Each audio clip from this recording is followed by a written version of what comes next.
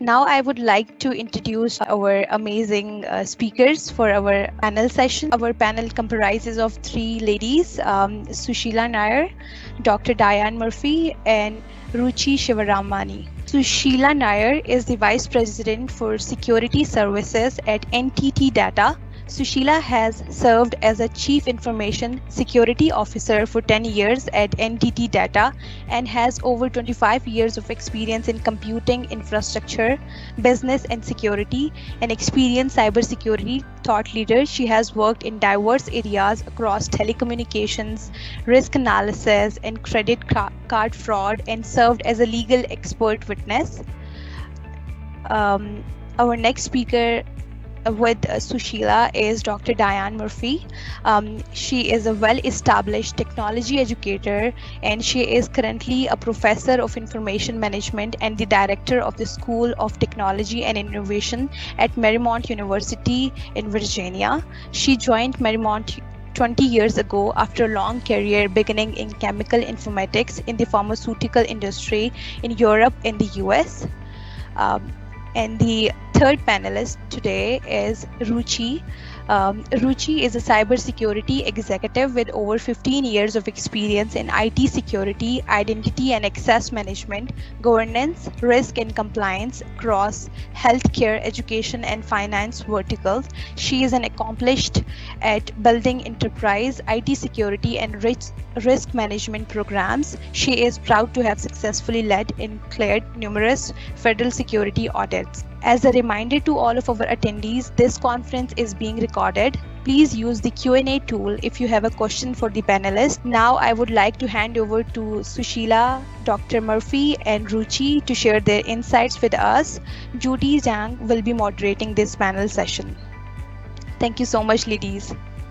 Diane, Ruchi, and Sushila, it's wonderful to have you here on the panel. I'm so glad I get to share this next hour with you.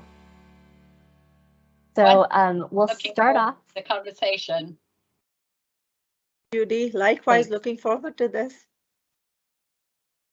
Thanks so much. So we'll start off with kind of an intro question. We have a mix of industry professionals, trainers, and students in the audience. So I was wondering if you could each share your experience with cybersecurity and how you got into the field. Diane, maybe we could start with you.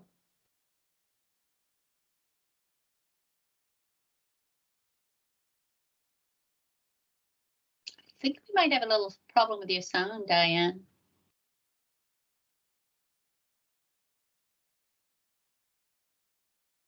Perhaps while she's finding her sound, we could pivot to Ruchi.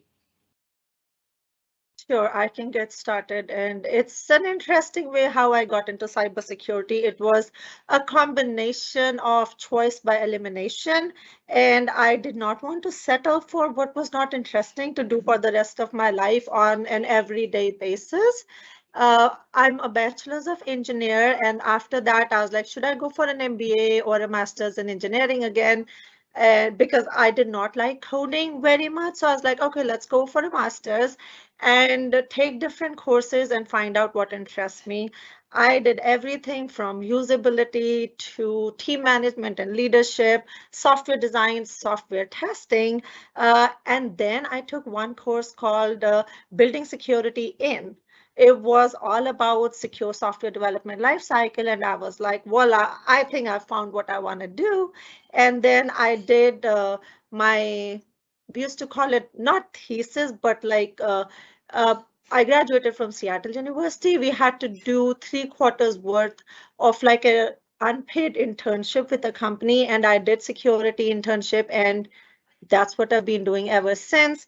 My professor fortunately got a call from the author of that security book as to who would you recommend from your class. And she recommended me, and I got the interview offer. I nailed that interview, and I started my first job doing vulnerability assessments, and I never looked back. I found the field I was looking for.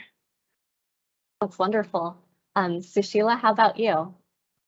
funnily enough, there's a little bit of areas in common there, because I love to tell you I had a vision and a dream to do cyber, but the reality is actually in my final year of school, I had a really sexist physics teacher, and he used to keep saying, I don't know why women are studying physics when they're just going to be out pushing prams. And I knew that he'd failed his engineering degree. And so when he said to me, what do you want to be when you leave school? I went, I want to be an engineer. And with that, surprisingly enough, I was accepted into the School of Engineering, whereupon I found this career that I was emerging to. And I was doing theoretical and applied mechanics. It was very much around kind of programming and mathematical modeling. And at that point in time, when I came out, there was a little dip in engineering job requirements. And also being a woman in the field, it was particularly hard tracking one down. However, so I went more into programming, and much like Ruchi, I wasn't keen on my own software bugs. I can tell you, I was like, man, I got to get out of this field. I am quick and can be careless. This is not a good fit for application development. So I moved into networking, did some evening classes, and thought, yeah, you know, I really like this networking stuff, and I can live with Bill Gates bugs. That's okay. And then from there, I moved into security and found my real passion and love. And I have had the most interesting career. I couldn't say more about how, you know, I've done everything from being an expert witness to looking at things like credit card fraud, and I've had fun. So it's been a wonderful journey. Over to you, Dr. Murphy.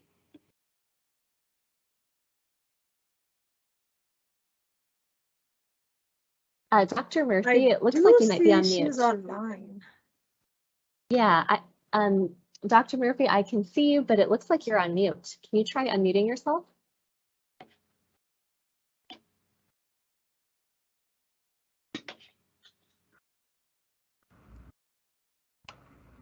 It won't allow me to unmute myself. Ah, we can hear Great. Yes, Yes. there you go. it. Can you hear me now? Yes, we can. Okay, sorry about that. I think I kept on clicking too many times. Hi, so I have a little bit of background. As you can see, I'm a little older than most. And so I began in my workplace long before cybersecurity was even a name. I ran my own software development company for many years. And like everybody else, you know, I got into cybersecurity by accident. I'm an educator now. I've been here about 20 years. And over that 20 years, cybersecurity has become a major educational initiative. So I spend my time researching, learning, teaching, and getting people ready for the cybersecurity workplace of today. Thanks so much, everyone. I'd love to get to know each of your experiences a little more. It looks like there's multiple ways to get into security, which is really neat. Well, many students might think of cybersecurity as a battle between technologists and hackers. So can you share what is cybersecurity, and can you help us understand what it does as an industry? Maybe Sushila, you could start with that. That's a wonderful question. I love it. And, you know, cybersecurity is really surrounding how do we secure the digital world. And cybersecurity has been particularly troubled by the fact that it is this really wide field. And we have really struggled with standard terminology around different careers in cybersecurity. And so, you know, when you think about, and I often draw this analogy, right? You think about the medical field. And let's say, Judy, you were thinking, hey, I think I have a bit of an issue with my heart. It just doesn't feel quite right. I'm going to pick up the phone and ring up the first doctor on the list. And you ring the first doctor on the list, and unfortunately, that doctor is a pediatrician. And naturally, you know, when you show up at that office and you say, hey, I found a doctor and I've got a problem with my heart, they'll be like, well, actually, Judy, I know about hearts, but it's really not my expertise. I'm more into like children, right? And in cybersecurity, we secure everything in the cyber world. And referring to somebody that is in cybersecurity refers to so many roles and so many capabilities, and much of the focus is often around, things like pen testing and that kind of thing. But the reality goes, it's a wide and broad field with so many exciting parts to it. And so what I would recommend folks to do, because it's hard then to say, well, if something is so large, where do I start? How do I build this career? NIST has done some fabulous work at defining what each of these careers are. And I don't know if I can share my screen, Judy, but I can actually show you how NIST have defined all the different roles in cybersecurity and how it may be possible to actually be able to, so I'm seeing if I can share my screen. You should be able to, Sushila. Once you share, it'll take over the current screen. Great, okay, and so I will show you, I think this is so useful, right? So this is the NICE Framework Resource Center. Guys, you're going to find this so useful. Here is a link for employers, here's for education training providers, and here's for learners. So this is the equivalent of saying, hey, what really are you doing in cyber, right? And so if we go into this, you will see that we actually have the National Initiatives of Cybersecurity Careers and Studies. Isn't that super cool? And it lists all the different specialty areas. So for instance, maybe you're interested in cybersecurity management, or maybe you're interested in some kind of analysis around threats and cyber, cyber threat actors. So this lists all of these different areas. And if you were to click on one of these, so let's say we went into digital forensics as an interest area, it's fabulous. It tells you what knowledge, what skills, what tasks, and what capabilities you should have. And this is not only helpful for people that are interested in pursuing a career in cyber, it's also extraordinarily valuable for employers, right? As well as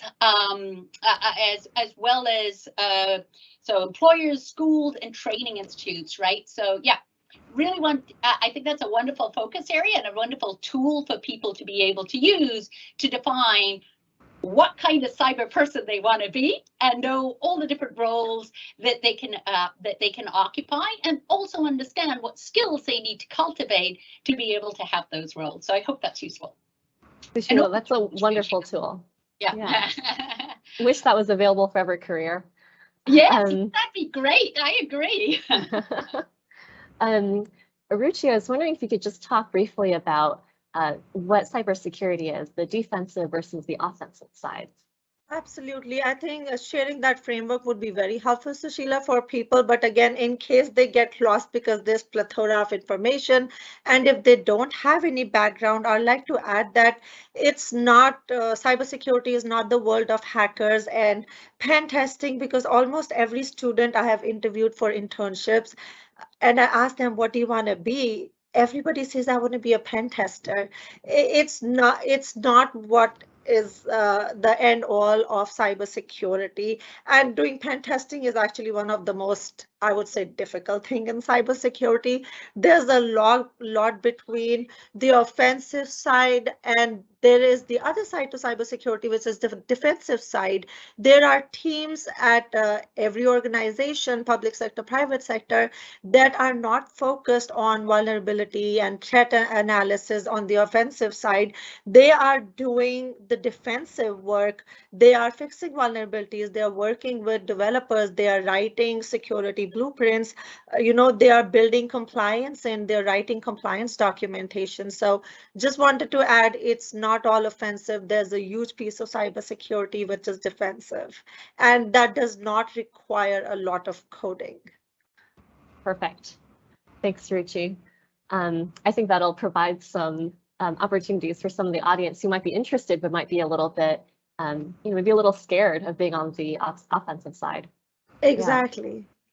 Well, Dr. Murphy, I have a question for you. Since technology is constantly changing, what's your perspective on how to approach cybersecurity, and how has it changed over the years?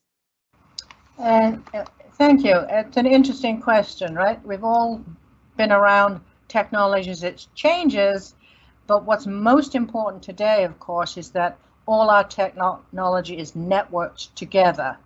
Okay, many years ago, we had to worry about the cybersecurity just of our company computers, and we had a perimeter around the outside of the network. Today, that's all gone, right? We're all connected. And the pandemic accelerated that a certain extent with the remote work from home and things like that. And many of you are working remotely now. So again, you know, we're not just thinking about cybersecurity protecting our assets in our organization. We also have to protect all those connection points to technology that we may not even be aware of as people link in, whether it's our employees or our supply chain or all those other things. So cybersecurity has got a lot more critical and a lot more complex as technology has become so much more networked. So again, you know, our cybersecurity role is now even more important than it was 10, 12 years ago, because today we have both threats from around the world, as well as employees and customers and all those other people around the world also. So it's a global problem as well as a changing problem. You'll hear a lot today about artificial intelligence. You'll also hear a lot about quantum computing. These are all new technologies and new threats that we have to think about as we go forward with cybersecurity. I love that answer, Dr. Murphy. A global problem, a networked problem, and a changing problem. That's great. So Dr. Murphy briefly mentioned the pandemic and how that's changing some things. So Ruchi, I was wondering if you could talk a bit about how the pandemic affected the state of cybersecurity in the world. Absolutely. Cybersecurity as a field, there are many, I would say, roadblocks to implementing cybersecurity fully in any program, and you add pandemic to it. As most of the people in the industry know, cybersecurity is usually an afterthought, which is why there are books written for building it in. The latest buzzword is pushing security to the left or building zero trust. All of that said, it's not 100% baked in. That's not the real world we are living in. And you add pandemic to that. To begin with, there were at least government agencies, there were private sector that were now trying to launch applications to replace the work that was done in person.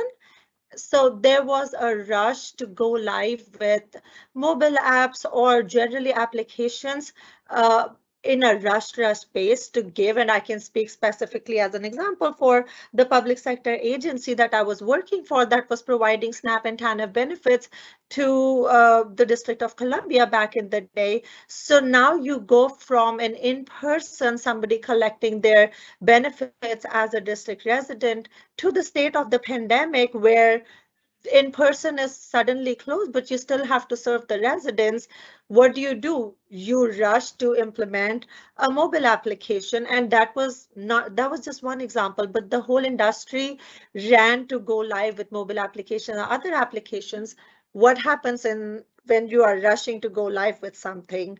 Security often gets left behind. So being in the industry at that time, again, doing cybersecurity, the biggest challenge was, you know what, don't go live without us, because next day if you get hacked, that mobile app or application is not going to be able to serve anybody, right? So that was the first impact I saw with the pandemic and rush to go live with new applications, where usability and being able to serve was far more important and call of the day than security.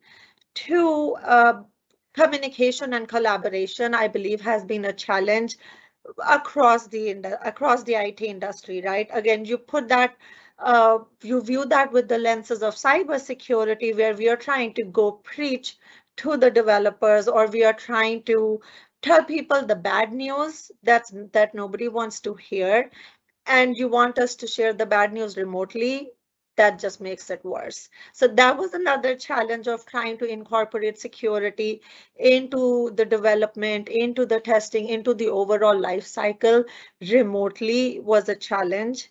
And last but not the least, the global resignation has been a challenge for the IT industry. When you talk about cybersecurity, the workforce available for cybersecurity is way smaller than the workforce available for IT. So when we start seeing resignations and turnover in cybersecurity, the reality is, if you look around, there are so many CISO positions open. There are so many cybersecurity positions open. I have 4 positions open currently in my team. There is a major shortage of cybersecurity staff post. I guess we can't say post-pandemic yet, but where we are seeing an acute shortage of cybersecurity talent in the industry. And to that point, I think we'll talk about training and how we can have more people join the cybersecurity talent. Those are some really great insights, and you brought some really interesting things up. It does seem like when cybersecurity is successful, it's invisible, whereas you only notice it when it fails. And you said it very well. Thanks, Ruchi. And it does sound like during the pandemic, which is, as you mentioned, they're changing tech needs. People are moving to mobile, and the Great Resignation and fewer folks in the workforce. But that, of course, is when it's more likely to fail. So really, really great points. The next question I have is for Dr. Murphy. So what are the main questions or challenges currently in cybersecurity training, given the paradigm shift caused by some of this global uncertainty? Yes, that's an interesting question, right? We often think back to the pandemic as being a part of our problem, but really and truly, it's global uncertainty everywhere, right? We have, civil unrest, we have war, we have global warming. All of these have an effect on our technology infrastructure. So I think it's really important for us to recognize that we have to create a very resilient environment. And some of that we have enabled by using cloud technology spread all over the world. But as cybersecurity professionals, we have to make sure that our systems are not only safe, but resilient, and that they will endure any of the things that we haven't even imagined yet that can happen to our infrastructure. We are so dependent on technology today, and the pandemic did affect that because now when you think about, as Ruchi said, people who've never been on the internet before, older people, disabled people, many people now have to use technology to get medical care, to get tax information, to get benefits. And so we have really widened the net in terms of all the users. And we know that people are our number1 vulnerability in cybersecurity. So now we've enhanced our vulnerability by allowing people who have little or no knowledge of security, use of the internet, and so on. So I really do believe that we, as trainers in cybersecurity, have a real social responsibility to make sure that we train everybody that we come across in all the different parts of cybersecurity, so that they can all take the most advantage of what technology offers them. And Judy, may I add a little to that, because I thought Dr. Murphy's points were so important here. I think as well, that it's so interesting when people were surveyed about who is responsible for the security of their own data. The majority of people said it is not my responsibility to secure my own information, everything from your banking information to your, to your email. But the reality is, as Ruchi and Dr. Murphy have talked about, is there is, we, as a result of the pandemic, we've been forced to rapidly digitally transform. We accelerated into the future. And as we did that, it was very difficult for us to kind of secure ourselves as we went forward. And as we look at the students that are now studying cybersecurity, they essentially also have to pivot to a new kind of framework like Zero Trust. And you will hear Zero Trust coming up repeatedly, right? Because Zero Trust is really a critical paradigm, and really, so when we look at kind of what people now need to learn, is they need to learn how to secure these very complex infrastructures that Dr. Murphy was talking about, and really understand everything from being able to secure home medical devices that are being used for vaccine development, all the way to focusing on environments that, like Ruchi mentioned, around government agencies. So a real increase in complexity, along with the fact that we are also seeing that war and conflicts are moving into the world of digital, right? The Pentagon has come out and declared the cybersecurity being the fifth domain. That is where we have battles, right? We have battles on the ground and the air, but also in the cyber realm. And I think that this change as well has resulted in the fact that this is not a career just that is nice to go into. It's almost a moral imperative, because this is how we protect ourselves, our industry, and our country. That's a great add-on, Sushila. And actually, if you don't mind, I do want to zero in a little bit on something that both you, Sushila, and Ruchi mentioned earlier about Zero Trust. For those new to cybersecurity in our audience, I was wondering if I could ask, what is Zero Trust and what are people trying to do with it? In my world, and forgive me, Ruchi, for stepping forward. So, the way that we used to design our infrastructure is there was the assumption that when you were on the corporate network, that I had a certain level of trust for you, that I believed you, when you logged in as Judy with your password, that you were Judy, right? And when you connected to other resources, I had that belief that you were still Judy. And that worked for a while, but it didn't address the idea that that perhaps you had stolen that account, or you were connecting right from a different place, and therefore this trust that I had for you may not be valid. So really, this idea of Zero Trust, it's a framework. It doesn't mean that you develop all new security controls, but it says when you design your security, you need to take the implicit trust out of it. And especially because we see, for instance, the average dwell time of attackers on networks going up to things like 18 months, right? They're sitting on your network for a very, very long time. And so taking the trust out prevents that east-west movement, understanding that we're no longer in a castle and moat situation where we got the corporate network and everything around it. Instead, we're far more dispersed. And so really Zero Trust would be better named as less trust. Okay, got it. Trust, right?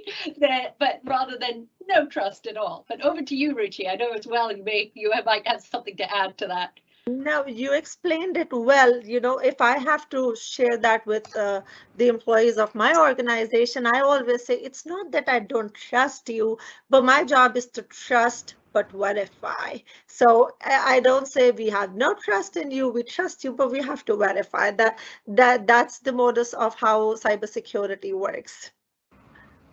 Got it. Okay, thank you so much, both of you. I do want to now kind of take us down more of pass down questions around cybersecurity and training. Dr. Murphy, I was wondering if you could start us off. How can students find ways of getting hands-on experience? And maybe you could particularly talk about this through more of an R&D perspective. Sure. If you go out now today looking for a cybersecurity position, they will require that you have some experience. And so there are lots of ways you can get experience, but they're not always easy to get. So I'm a university professor. We ask our students to get an internship with the company, but it's getting harder and harder to get those internships, particularly in cybersecurity, where people are really busy because, as Ruchi said, we don't have enough people in the field. We may have to have clearances.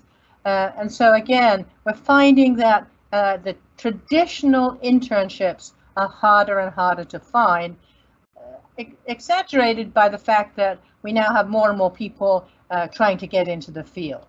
So what has happened over the last few years that many organizations have now developed hands-on, online cyber ranges, they're sometimes called, where you can go and you can be put into a simulated environment that would be exactly like you would see in a company, and so you can practice your skills and you can see how to solve problems and things like that. So, XtremeLabs is one of those providers. There are many of them, but they really are a good way at sort of getting some hands-on experience outside actually going to work somewhere. So again, take advantage of all the training opportunities there are.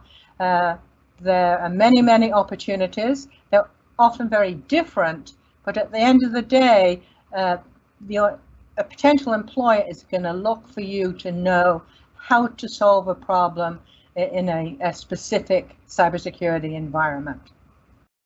That's a good point. Almost like you can't get the job until first you've had that experience from a job. So correct. That's a great point, Dr. Murphy. Ruchi, could you talk a little bit of? Oh, I'm sorry. Go ahead. I was going to add that's a major problem in the cybersecurity industry. And if you go on LinkedIn and you follow cybersecurity folks, it's very often talked about the very high barrier to enter cybersecurity field. And I think that's where a lot of organizations need to start doing work on their end of bridging the gap with the academia, of starting more and more internship programs with students who do not have X number of years of experience to enter the cybersecurity field. But if they take and my advice to students would be, take the cybersecurity courses that are available to you. Go online. There's a plethora of resources to study cybersecurity concepts on your own, as well as practice labs. Read the OWASP top 10 vulnerabilities, because when folks from the industry, we go to interview students, as long as they have basic understanding of cybersecurity, some decent experience, we would be willing to give them internships. And I think the main goal is to bridge the academia and the cybersecurity real world gap. Actually, that's interesting, because Sushila and I have been involved in another different experiment where we are now engaged in a research effort by faculty and students working with a company to solve a specific problem. So we get some corporate experience, but we're not relying on the company to provide the support for the internships, but instead we faculty are managing the projects and assigning to the work as students. And this has been pretty successful, right, Sushila? Oh, I can say how much I have valued the work that Dr. Murphy has brought to NTE Data, right? NTE Data focuses on digital transformation, and we have constant need for doing R&D, and Dr. Murphy and I kind of strategized and created this plan where she incorporated faculty members for us to be able to solve really complex problems that we need to solve for our clients. It was fabulously successful, and I loved working with the team. And Dr. Murphy was sharing with me a story about one of the students that actually participated in last year's R&D, and how he was saying that he actually walked out out of that research program and, got a job straight away, which is absolutely fabulous. So I love this way of being able to innovate, this partnership between, private industry and academia, and we love it. I've actually, added more into that program by bringing more and more. I also wanted to add, and yes, I couldn't thank Dr. Murphy and her team more enough and say enough good things. If you want to add, innovation to what you're doing, study real problems, and build yourself a talent pipeline in addition to that, then this is a really good model for you. I also did want to describe, that we have a very, very large security team. And so we have a constant need to be able to update their knowledge. And one of the things that we do is we run really large training programs. And this is actually how we started using XtremeLabs, because, much like I believe, if your child said, well, I've read the manual, I read the book, I totally think I know how to drive, I watched a YouTube video, I got it, I'm going to just take you out for a drive, Mom. I'd be like, well, I think I'd prefer a few lessons first, dear. Let's let's have a little practical experience here.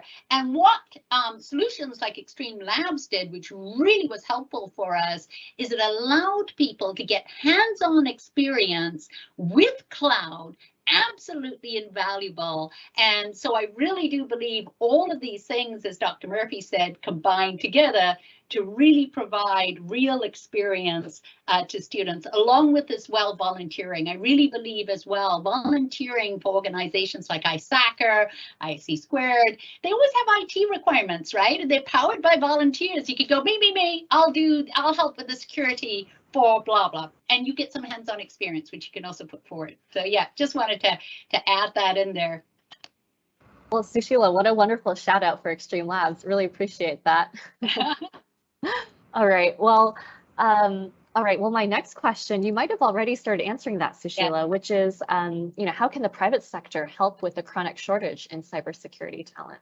I absolutely believe that it is something that the private sector needs to address. I see government stepping forward and doing a fabulous job with some of the work that NIST has done. However, the reality goes, in the private sector, we're suffering the pain of not having enough people in cyber. We can't sit back and go, oh, it's somebody else's problem. We have to jump in and help create that pipeline. I firmly believe this. One of the ways I believe is private enterprise should be partnering with academia, right, to be able to help the students forward. I also believe in programs like ISACA's One in Tech, which actually enables scholarships and for private industry to work with a nonprofit so that they can actually manage those scholarships, provide you with a talent pipeline so that you're interviewing these folks, and that enables that progress to be made.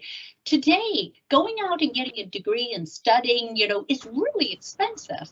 And so we need to have that support for students globally around the world, because, we're more and more globalized and we need to lean in. We can't just stand there and go, man, this cybersecurity talent problem is a real problem. We got to jump in there and we've got to help solve this issue, because this is how we defend ourselves. That's a great answer. And kind of pivoting a little bit off of that, regarding opportunities, especially opportunities for students. We've heard a lot throughout this conference so far about diversity and the importance of inclusion. So I was wondering, Ruchi, you might want to start us off. Do you have any advice for organizations who are building a cybersecurity strategy and how we can further diversifying the field? Sure. And we talked about this earlier in the call as well. Cybersecurity is not just hacking, right? In cybersecurity, you play all the parts. You're the good cop, you're the thief, and you're the law. It covers all different facets of keeping information secure. You go from offensive to defensive to following compliances. We need to hire talent that is just as diverse from different fields of business, right? And what I recommend doing, to make sure that we have a diverse group of folks joining my team is, even if I'm hiring for the most technical job in cybersecurity or non-technical or business related, I always make sure that there is one DEI related question where we are asking people about their understanding of DEI, and where we teach them about how our organization is serious about DEI. So that really ensures that we are walking our walk, that we are serious about DEI, about recruiting people from all facets, as well as hearing, our interviewees take on it. Yeah, I'd like to add a couple of things here because I really think diversity is really important. And the three of us women here is not typical of what happens when you go to a cybersecurity meeting. And so I really don't want people to feel that we're representative. For example, last week I was invited to a dinner with the national cyber director. It was a think tank type meeting, okay? There were 20 people invited, 17 were gray-haired old men, and, there were 3 of us females. And, that's pretty typical today. The top layer of cybersecurity in government and industry is largely male, and we somehow have created environments where it is often a totally male cybersecurity team, which is very inhibiting for any female or colored person to actually join those teams. And so, it is not just the recruiting, we also have to think about the retention and the culture and the working environment in many cybersecurity teams. That's a wonderful point. It's not just finding the right talent, but it's also retaining that person. Mm-hmm. I'm going to skip ahead a little bit, and since it seems really relevant to a question I was going to ask a little bit later on, let's say that you are an organization and you can't find the right person who has exactly the right skills for your open position. So what can you do around training for an existing employee? Maybe they don't have the skills now, but how can you help them upskill? Ruchi, do you mind starting us off with that? Sure. It's like you're asking me all the real world problems that I face at work. So we talked about recruiting talent, to diversify the team, retaining them. And a very interesting aspect that ties into that when I'm recruiting and people who want to build a diverse security team, when we're recruiting, is we want to promote people from across different teams. We want to promote women from other teams who are showing interest in cybersecurity. And then we talk about, to your question, how are we going to train them, right? People in cybersecurity, for example, we can't secure a business if we don't understand the business, right? There are many women who are on the business side of any organization, but if we train them with cybersecurity, we are really marrying, best sides of both the worlds. Somebody who has the business acumen, who understands the application nitty-gritty, and then now is in charge of securing the application. Training is a key element there. We talked about the same sources that are available to academia, R&D, employees doing research on their own, us providing them. There are many trainings, charge trainings, paid trainings that are offered by the product companies. We make sure that they have the bandwidth, we give them the time and the funding to receive these trainings, and then actually be able, like Sushila said, we don't want them to drive a car just because they pass the online driver's test, right? They have to drive the car. So I look at it 2 ways. One, we give them an open floor of exploration, learning, taking the labs, taking the trainings. 2, putting some guardrails around it and making sure that they're actually able to test it. We don't give them production access directly, but we put enough guardrails around them and help them implement those trainings in a lower environment where they are fully trained from cybersecurity, depending on which field, the person coming from another subject matter expertise, whichever field they're interested in. Like I said, there's compliance, there's pen testing, the most sought after. And there are many other flavors of cybersecurity where we train them, let them run with it in a lower environment or a non-production deliverable, so to say, so they are ready to address the real world problem. And I wonder if I could add a little to this, because actually we talked about this at eXL 2021, didn't we? We said, hey, there are 3 models to be able to solve your cybersecurity talent pipeline. Firstly, go hire somebody, but some of these skills are too niche. We talked about the fact there's a shortage of people. You may not have that option. Step number 2 is you've got a technical person, maybe in networks, maybe in some other area, right? And you upskill them. Really good capability to be able to do that. And some of the things that Ruchi was talking about, when you're doing that, you look at the service that you actually have the gap in. Is that firewalls? Is that cloud security, right? Even using some of the work that the NIST has done. Use a survey monkey and send it out and say, here, these are the skills I'm looking at, right? What are you missing? Do some kind of gap assessment on their skills and then design a very simple training program for them. As Ruchi mentioned, there's a lot of free training out there, right? You can supplement it with things like labs, get that hands-on, and it is shown, right, that hands-on and practical experience is the majority of the way that people learn. So job shadowing, all of that.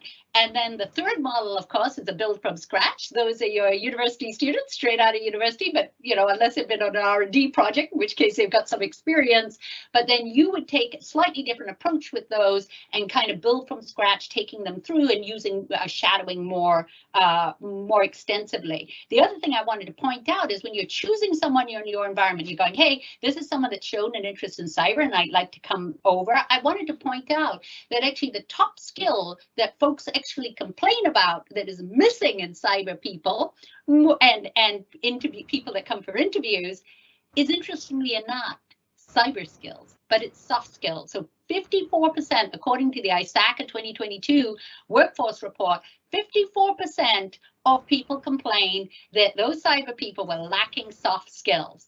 So if you're choosing someone that is a career change person, that what you should interview for is soft skills, because you already know they haven't got cyber skills, right? You interview for soft skills and you train for technology. Training for technology is actually fairly simple. Training for soft skills is really more challenging. So that was just one of the things I wanted to add there, is if you're looking for that, that's the kind of people I'd go for. Well, both of you made a really strong case for upskilling your current employees, or maybe, filling in that gap, like you mentioned, Sushila, rather than focusing only on trying to fight for the very limited number of people in the market looking for a new job. I do want to shift perspective. I want to add one more quick thing on that, Judy, around putting guardrails and again, fast forwarding somebody's training. They can take the labs, they can play around in the real world. I really want to emphasize mentorship program, whether it's a mentor at the same organization where you're looking to move into cybersecurity, or for other nonprofit organizations like ISACA. Mentorship is a great way to learn real world cybersecurity and fast forward your track. I would like to add just one thing, and I think it's really important that we sell cybersecurity as a career, right?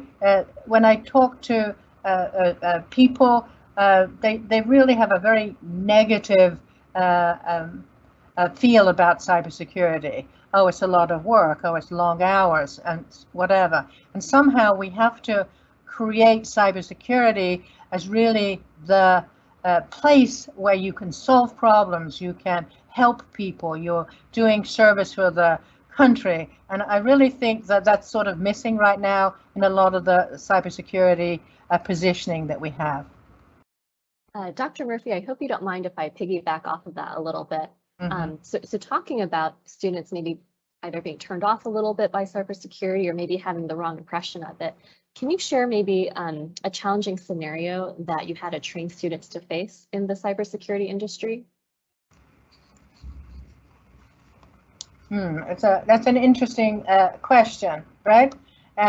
You know, and as Ruchi said, a lot of students really think that penetration testing is the only real job in cybersecurity.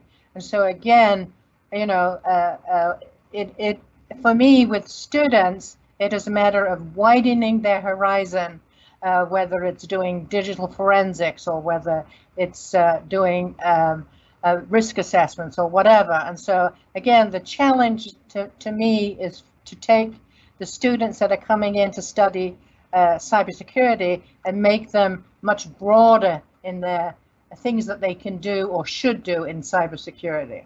And that's sometimes challenging.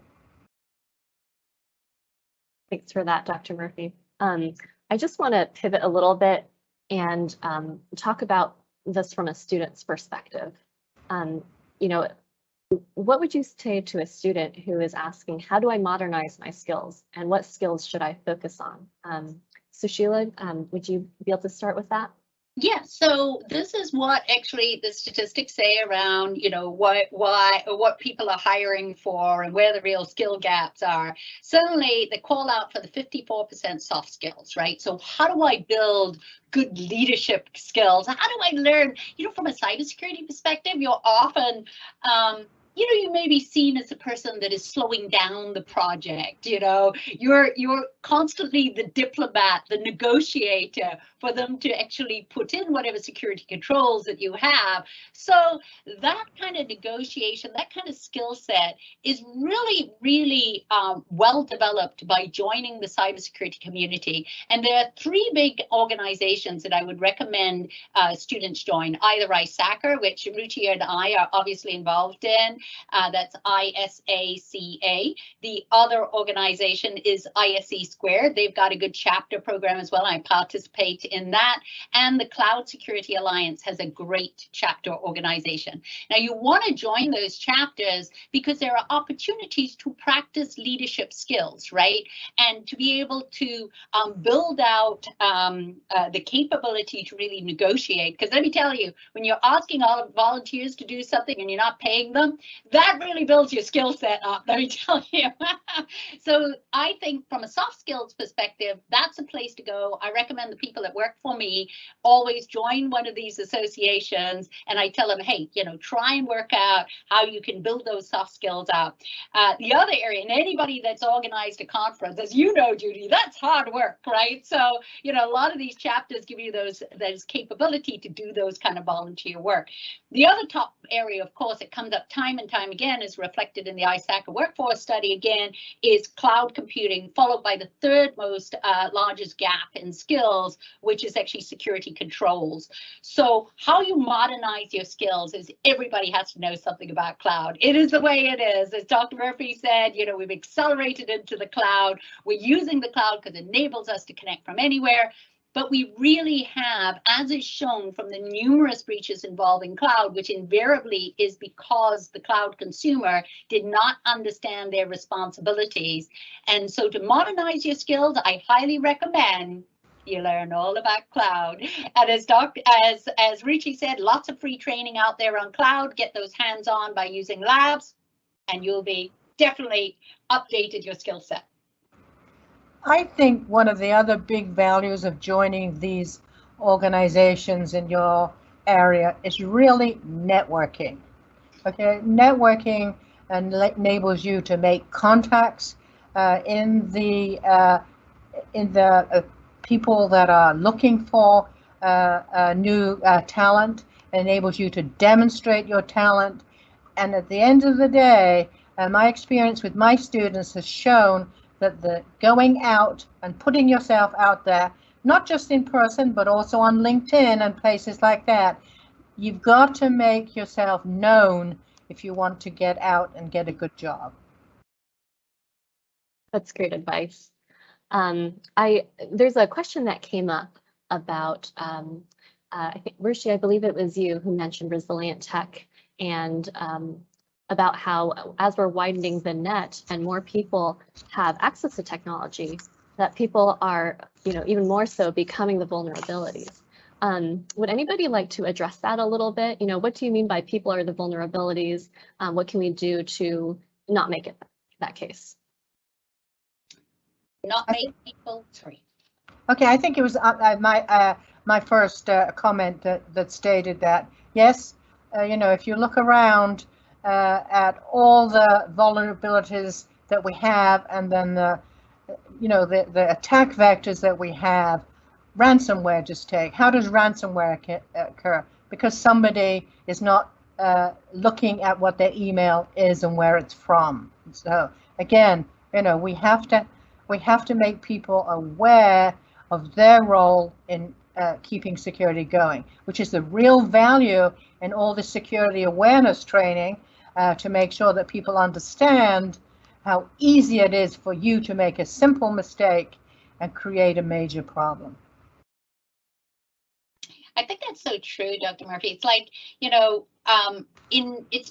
it's often a viewpoint that cyber is a separate field only, but the reality goes, right? If you drive a car, everybody has to recognize road signs. We're all responsible for security on the road.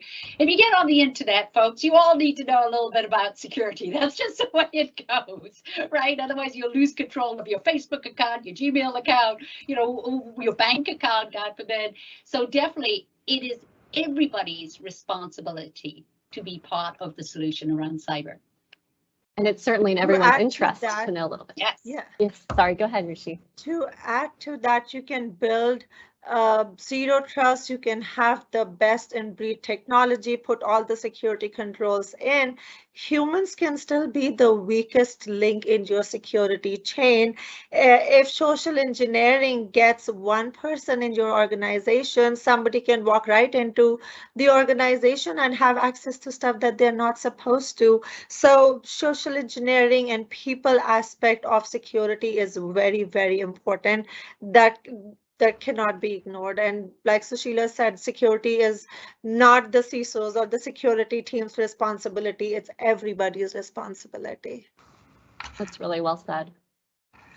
There's a comment from the audience. I am glad that this, I think when we're talking about diversity, inclusion, and women in cybersecurity, I'm glad this is being addressed by Dr. Murphy. There are vanishingly few women in cybersecurity and IT professionals, especially server and network support.